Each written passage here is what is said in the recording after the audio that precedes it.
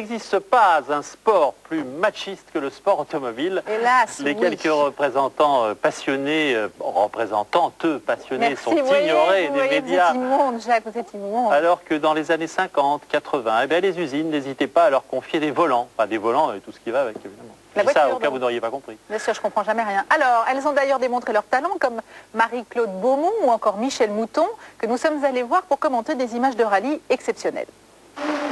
Panique sur 4 roues. Virage, chute, tonneau et plongeon. En quelques secondes, cette voiture a connu tous les affres de la compétition automobile. 1990 sur les routes du Portugal pour une épreuve du championnat du monde des rallyes. Au volant de ces bolides qui roulent à plus de 150 km/h de moyenne, la conduite est loin d'être aisée. Le rallye du Portugal, c'était une épreuve mixte terre-asphalte, avec une voiture qui va très vite sur des bosses, sur des routes très cassées.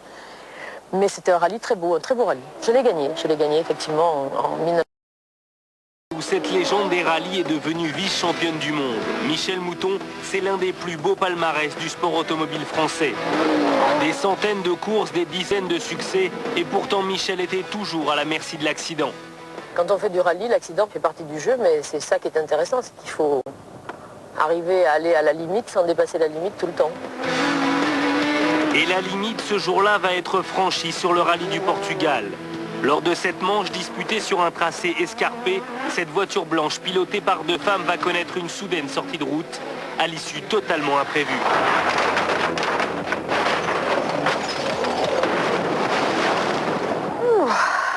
Ah bah, ça, c'est quelque chose que j'aurais pas du tout aimé.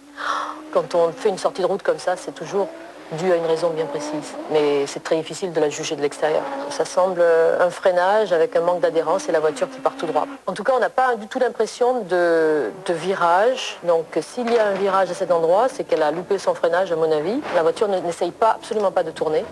Un freinage tardif sur route glissante et voilà comment cette voiture termine sa course. Mais regardez bien ces 2 flaques d'eau qui vont provoquer l'erreur de pilotage, la faute d'appréciation. Vous voyez, elle se met complètement là pour éviter la flaque.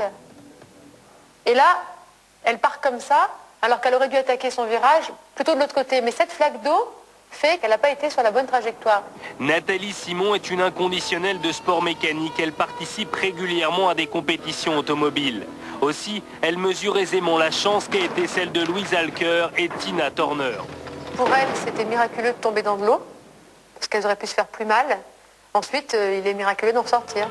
Car il est vrai qu'après 20 mètres de chute terminée dans l'eau peut sembler un moindre mal. Encore faut-il s'extraire rapidement du véhicule qui s'enfonce irrésistiblement.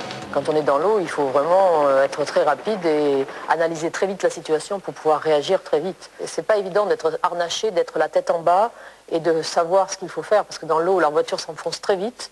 Et donc il faut savoir où est le sommet pour pouvoir remonter, et c'est pas évident du tout, hein, l'eau. C'est vraiment très dangereux pour moi. Enfin, en tant que pilote de rallye, c'est ce qui me fait le plus peur. Les secondes sont longues, interminables. Louise et Tina n'ont toujours pas refait surface. Et elles le savent, pour fuir leur voiture, il n'y a guère qu'une solution. Il suffit d'ouvrir les vitres, d'attendre. En général, on attend que l'eau se remplisse et on ouvre les vitres pour pouvoir sortir de la voiture. Mais je ne sais pas du tout quel genre de vitres elles avaient, si elles ont pu faire ça. Parce que certaines voitures de course n'ont pas des vitres avec une poignée ou électriques, ce sont des plexiglas et c'est pas du tout facile. Alors soit il faut casser, soit il faut forcer le pare-brise. Finalement, après l'angoisse et l'attente, c'est le soulagement. Les 2 femmes réapparaissent. Un court instant sur la berge pour récupérer et reprendre ses esprits. Un dernier effort pour remonter vers la route. Et voilà, nos 2 pilotes secourus. L'heure est désormais au bilan médical et à l'interview. Louise, excusez-moi, c'est pour la télévision portugaise. Vous avez eu une casse mécanique? Non, c'est juste que c'était très glissant dans ce virage. J'ai essayé de tourner, mais rien ne s'est produit, et hop, on est parti. Ce que je peux vous dire, c'est qu'au fond, ça n'a peut-être duré que quelques minutes, mais que pour nous, c'était très long. Louise et Tina sont étonnamment sereines. À peine sous le choc, elles ne souffrent que de très légères contusions.